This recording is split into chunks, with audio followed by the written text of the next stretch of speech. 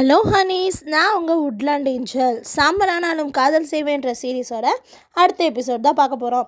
இந்த எபிசோடில் ஹீரோட அசிஸ்டண்ட்டும் பேசிகிட்டே வராங்க. பேசிட்டு வரும்போது குயின் இருக்காங்கள்ல, பேட்ஸ் குயின், அவங்க வந்து பேசுகிறாங்க. அவங்க வந்துட்டு நான் அவங்கள தேடி தான் வந்தேன் அப்படின்னு சொல்லும்போது, சந்தோஷமாக நீ என்னை தேடி வந்ததுக்கு அப்படின்னு சொல்கிறேன். சரிங்க அப்படின்னு சொன்னோன்னே, சரி உனக்கு என்னம்மா பிரச்சனை அப்படின்னு சொல்லி கேட்குறாங்க. உடனே வந்துட்டு இல்லை உங்களை பார்க்கணும் போல் தோணுச்சு, அதனால தான் நான் வந்தேன், நான் நல்லா இருக்கேம்மா, சரி கிளம்பு அப்படின்னு சொன்னோன்னே உடனே அவங்க போயிடுறாங்க. இவங்க ரூம்க்கு வராரு.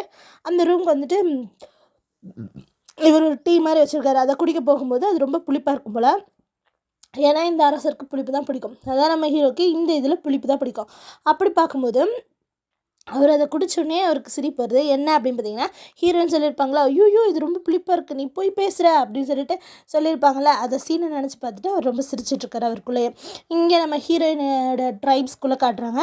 ஆன்ட்டி வந்து ஹீரோயினோட ஆன்ட்டி திடீர்னு ஒரு கூட்டத்தை கூட்டியிருக்காங்க.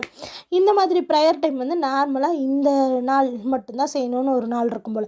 இன்றைக்கே திடீர்னு செய்கிறாங்க, என்ன பிரச்சனை தெரியலையே அப்படின்னு சொல்லிட்டு எல்லோரும் ஓடி வராங்க. அப்போ ஹீரோயினும் வந்துட்டு ஹீரோயினுக்கு இப்போ தான் பதவி உயர் கொடுத்துருக்காங்க இல்லையா, ஹீரோயினும் போய் உட்காராங்க. ஹீரோயினோட ஃப்ரெண்டு வந்திருக்காங்க.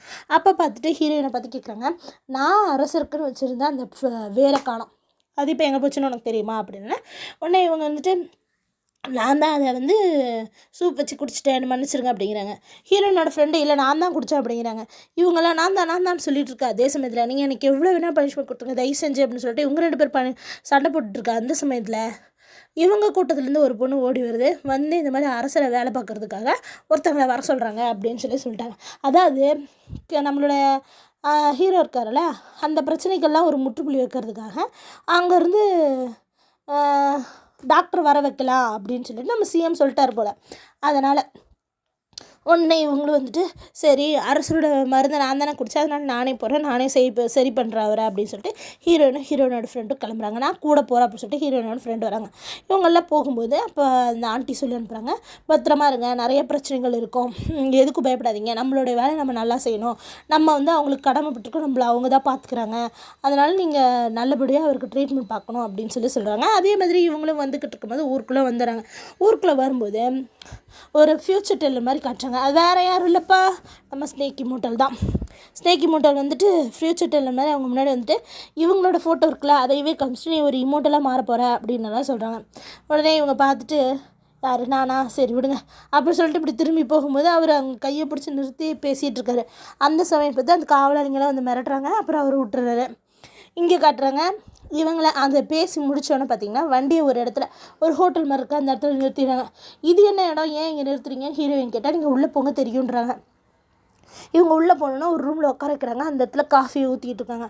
அப்போ பார்த்திங்கன்னா திடீர்னு ஒருத்தர் வேறு யாரும் இல்லை, நம்ம சிஎம்மை பார்த்தோன்னே நீங்கள் அப்படின்னா நான் இந்த மாதிரி தான் அப்படின்னு சொல்லிட்டு அவர் 2 பேரும் என்ட்ரு ஆனதுக்கப்புறம் அவர் சொல்கிறாரு, நீ அவங்க கூடவே இருந்துட்டு அவரை பற்றின ஒவ்வொரு இன்ஃபர்மேஷனும் எனக்கு சொல்லணும், நான் என்ன செய்ய சொல்கிறனோ நீ அதை தான் அங்கே செய்யணும் அப்படின்ற மாதிரி சொல்கிறாரு.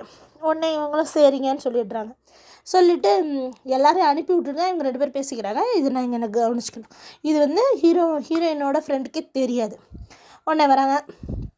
வந்துட்டு இவங்க உடனே எந்திரிச்சு கிளம்புறாரு. இவங்களையும் வண்டியில் கூப்பிட்டுக்கிட்டு ஹீரோவோட வீட்டுக்கு வந்துடுறாங்க. ஹீரோவோட பேலஸில் பார்த்திங்கன்னா ஒவ்வொருக்கும் ஒவ்வொரு போர்ஷன் இருக்கும். அந்த போர்ஷனில் ஹீரோவோட போர்ஷன்லேருந்து அவர் வெளியே வராரு. அப்போ ஹீரோயினை அந்த பேலஸில் இருக்க ஒரு போர்ஷனுக்கு கூட்டிகிட்டு போகிறாங்க. அதை ஹீரோ பார்க்குறாரு. நான் வந்து ஒரு பிரச்சனையை பண்ணுறேன்னா அந்த பிரச்சனையை நான் உன்னை இழுத்து விட்டேன், என்னை மன்னிச்சிடு அப்படின்ற மாதிரி பார்த்துட்டே இருக்காரு. அப்போ வந்து ஹீரோவோட அசிஸ்டண்ட்னு சொல்கிறாங்க, இந்த மாதிரி அவர் வந்து ஹீரோயினை பார்த்துருக்காரு அப்படின்னு சொல்லிட்டு. உடனே இவருக்கும் அப்படியே கொஞ்சம் கஷ்டமாக இருக்குது, ஆனால் எதுவும் சொல்ல. அப்புறம் ஹீரோயினும் அவங்களோட ஃப்ரெண்டும் அங்கே உட்காந்து பேசிகிட்டு இருக்கும்போது கொஞ்ச நேரத்துலேயே அவங்கக்கிட்ட ஒருத்தவங்க வந்து இந்த மாதிரி அரசர் உங்களை கூப்பிட்றாங்க அப்படின்னு சொல்கிறாங்க. உடனே இவங்களும் வராங்க. பேகெல்லாம் எடுத்துக்கிட்டு வந்து செக் பண்ண வரும்போது அவரோட பல்ஸ் எல்லாம் கரெக்டாக தான் இருக்குது. அதை பார்த்தோன்னே என்னால் சாப்பிட முடியல, தூங்க முடியல, கனவெல்லாம் நைட் மஸ்லாம் நிறையா வருது, அந்த மாதிரிலாம் அவர் சொல்லும்போது பார்த்தா பல்ஸ் எல்லாம் கரெக்டாக தான் இருக்கும். ஏன் இவர் இப்படி சொல்கிறார், சப்போஸ் கிட்னியில் ஏதாவது பிரச்சனை இருக்குமோ அப்படின்ற மாதிரி இவங்க சொல்கிறாங்க. அவங்க வந்துட்டு என்ன சொல்கிறேன் அப்படின்னு கேட்குறாங்க. அது வந்து வாரிசே வளராத மாதிரி, வாரிசே இல்லை அந்த மாதிரி ஏதோ ஒரு பிரச்சனைன்ற மாதிரி சொல்கிறாங்க. அதை ஃபஸ்ட் நம்ம கிட்னி மட்டும் வச்சுக்கலாம். ஏன்னா அந்த கிட்னி வார்த்தையே தான் அடிக்கடி சொல்கிறாங்க. அவங்க அதை மறைமுகமாக அந்த மாதிரி சொல்கிறாங்க.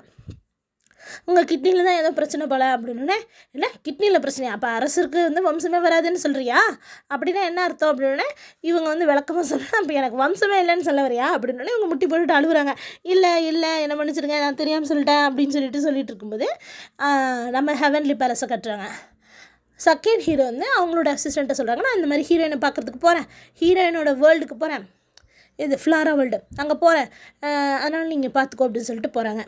இங்கே ஹீரோயின் முட்டி போட்டு அழுதுகிட்டு கண்ணை மூடிட்டு இருக்கும்போது ஹீரோ வெளியே வந்து அவங்க முன்னாடி முட்டி போட்டு, கண்ணை முழிச்சு பாரு, நான் யார் நீ பாரு அப்படின்னா. ஐயோ நானாக பார்க்க மாட்டேன் அப்படின்னு. அட பாரு, நான் தான் அவனோட க்ரோ வந்திருக்கேன் அப்படின்னோடனே, என்னதே அப்படி சொல்லிட்டு கண்ணை முழிச்சு பார்த்துட்டு, ஓ க்ரோ அப்படின்னு சொல்லிட்டு அவங்கள கண்ணத்தை பிடிச்சி கிள்ளுன்னு கிள்ளுறாங்க, திருவுறாங்க. அதை பார்த்துன்னு அவர் அப்படின்னு சொல்கிறாங்க. உடனே இருந்துட்டு சிரிச்சிட்டே இருந்துட்டு, ஐயோ நீங்களும் அரசரை, ஐயோ தெரியாமல் நான் அவங்கள அப்படி பண்ணிட்டேனே, நான் மன்னிச்சிடுங்க, நான் அவங்கக்கிட்ட ரொம்ப ஓவராக நடந்துக்கிட்டேன் அப்படின்னு சொல்லிட்டு திரும்பவும் அழுகுறா. பார்த்துட்டு, ஏய் நீ எதுவும் பண்ணல, உன்னால தான் நான் நல்லா இருக்கேன், நீ எதுவும் பெரிய விஷயமா எதுவும் நினச்சிக்காத, நீ இப்போ நம்ம நாளைக்கு சந்திக்கலாம் அப்படின்னு சொல்லிட்டு அனுப்பிச்சி வச்சுட்டு ஹீரோனை பத்திரமா பார்த்துக்கோ அப்படின்னு சொல்கிறாரு. அது அசிஸ்டண்ட்டை கூப்பிட்டு பத்திரமா பார்த்துக்கோங்க, அந்த பக்கம் நிறைய செக்யூரிட்டிலாம் போடுங்க அப்படின்னு சொல்லிட்டு இருக்காரு. அதே ஃப்ளோரா வேர்ல்டை கட்டுறாங்க. செகண்ட் ஹீரோவும் ஃப்ளோரா வேர்ல்டோட சீஃபும் அங்கே நின்றுட்டுருக்காங்க. அவங்க வந்துட்டு சொல்கிறாங்க, அது வந்து என்ன தான் ஜிம்மி வந்து பார்க்குறதுக்கு கைண்டாக இருந்தாலும் அவள் வந்து நீ காதல் அப்படின்னு சொல்லிட்டு அவகிட்ட சொல்லும்போது அது ரொம்ப வித்தியாசமான ஒரு இதாக இருக்கும், ரொம்ப க்ரூலராக ரொம்ப கெட்ட பொண்ணாக நடந்துக்குவாங்க, மனசாட்சி இல்லாத பொண்ணு மாதிரி நடந்துக்குவாங்க. நீ அதை எல்லாத்தையும் தாண்டி நீ அவளை நேசிக்கணும் அப்படின்னா கண்டிப்பாக என் காதலால் நான் அதெல்லாம் சரி பண்ணுவேன் அப்படின்னு சொல்லிட்டு செகண்ட் ஹீரோ சொல்கிறேன். எனக்கு ரொம்ப சந்தோஷமா நீ இப்படி சொன்னதில்ல அப்படின்னு சொல்லிட்டு ஹீரோயினோட சீஃபும் சொல்கிறாங்க. அப்போ ஹீரோயினோட அப்பாவை வந்து பார்க்குறாங்க செகண்ட் ஹீரோ. வந்து பார்த்துட்டு செஸ் நல்லா விளையாண்டுட்டு இருக்காங்க ரெண்டு பேரும். அப்படி இருக்கும்போது நான் ஹீரோயினை பத்திரமா பார்த்துக்கிறேன், நீங்கள் எதுவும் மனசில் வந்து சங்கடப்பட்டுக்காதீங்க அப்படின்னு சொல்லிட்டு கிளம்பி வராரு. அப்படி வரும்போது ஹீரோயினை கட்டுறாங்க. நைட் ஆகிடுது. ஹீரோயினுக்கு வந்து சாமி கடவுளை தயவு செஞ்சு அந்த பையனை எப்படி காப்பாற்றுங்க அப்படின்னு சொல்லிட்டு இப்படி பேசிகிட்டு இருக்கும்போது பார்த்தீங்கன்னா செகண்ட் ஹீரோ வந்து முன்னாடி வர்றாரு. அச்சோ நீங்கள் இம்மோட்டலாக, நான் அப்போவே சொன்னேன் யாருமே நம்மளை என் முன்னாடிலாம் வராங்கன்ட்டு, ஆனால் நான் இது கனவா என்ன அப்படின்னு சொல்லிட்டு ஓடி வந்து அவரை தொட்டு பார்க்குறாங்க. இல்லைப்பா நீ கனவுல இல்லை நனவுல தான் இருக்க அப்படின்னு அவர் சிரிக்கிறாரு. உடனே அவர் சிரித்தோடனே இவ்வளோ சிரிக்கிறார். நான் சொன்னேன் யாருமே இதை வந்து நம்பவே இல்லை, நான் கனவு காண்றேன்னு நினச்சிக்கிட்டாங்க அப்படின்னா. இல்லை நீ பார்த்தது வந்து கனவு தான், அது வந்து அந்த பீஸ்ட் தான் கொடுத்துச்சு அப்படின்னா. ஓ அப்படியா, அந்த பீஸ்ட்டுக்கு இதெல்லாம் கொடுங்க சாப்பிட்றதுக்கு அப்படின்னு சொன்னேன்னா அவர் அப்படியே சிரிக்கிறாரு. அந்த பீஸ்ட் பத்திரமா பார்த்துக்கோங்க அப்படின்னா. ஆனால் நீங்கள் உண்மையாலுமே இமோட்டலா அப்படின்னலாம் கேட்டு சிரித்து பேசிகிட்டு இருக்காங்க. அதே சமயத்தில் வீட்டுக்கு வெளியே கட்டுறாங்க. இதெல்லாம் வீட்டுக்குள்ளே நடக்குது. அந்த பேலஸ்க்கு வெளியே கட்டுறாங்க. வெளியே வந்து நம்மளோட பிரின்சஸ் நின்றுட்டுருக்காங்க. அந்த நம்ம குயினோட அசிஸ்டண்ட்டும் நின்றுருக்காரு. குயினோட அசிஸ்டண்ட் அங்கே நின்றுட்டு கரெக்டாக அங்கேருந்து உள்ளே வரலான்ட்டு இப்படி வரும்போது பிரின்சஸ் வந்து அவனை தடுக்கிறாங்க. தடுத்தோடனே இவன் பார்த்தோன்னே வேகமாக அங்கேருந்து ஓடிடுறான். இவங்களும் துரத்திட்டே வராங்க. அந்த ஒரு ஃபாரஸ்ட் மாதிரி இருக்குது, அந்த இடத்துல வந்து இவங்க ரெண்டு பேரும் ஃபைட் பண்ணுறாங்க. ஃபைட் பண்ணும்போது இவங்களுக்கு ஒரு சில ஞாபகங்கள் வருது. அவங்க வந்து ஒரு விதமான ட்ரிக்கை யூஸ் பண்ணி அவங்களோட மூவெல்லாம் நிறுத்திடுறாரு.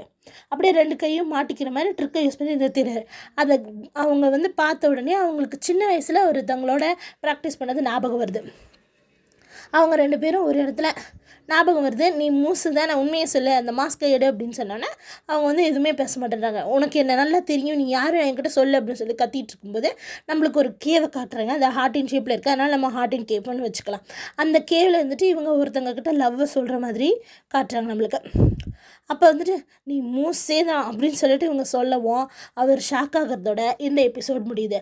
அடுத்த எபிசோடை பார்க்குறதுக்காக என் சேனல் சப்ஸ்கிரைப் பண்ணுங்கள். தேங்க்யூ.